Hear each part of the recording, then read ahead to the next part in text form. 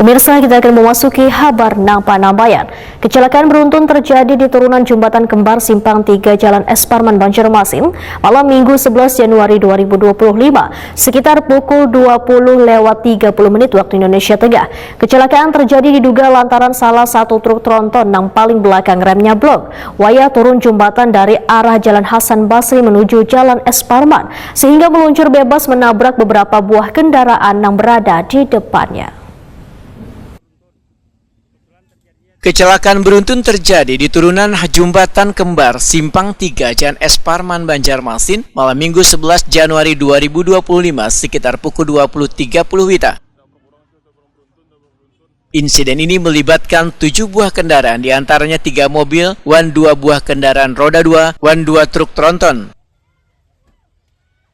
Kecelakaan terjadi diduga lantaran salah satu truk tronton yang paling belakang remnya blong wayah turun jembatan dari arah Jalan Hasan Basri menuju Jalan S. Parman sehingga meluncur bebas menabrak beberapa buah kendaraan yang berada di depannya.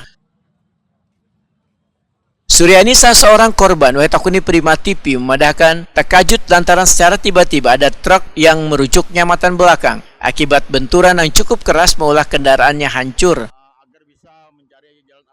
Suryani menyatakan bersyukur jiwanya masih terselamatkan dan hanya mengalami luka-luka lecet.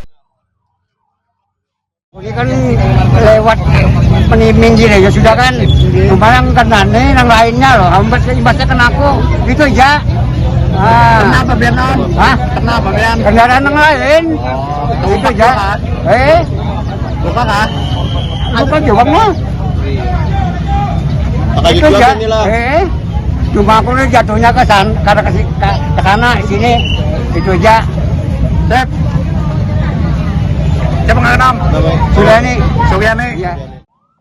Sejumlah korban dalam insiden ini langsung dilarikan ke rumah sakit. Pihak kepolisian pun masih menyelidiki penyebab pasti kecelakaan, termasuk memastikan adanya faktor lain yang menjadi penyebab blongnya rem pada truk tronton tersebut.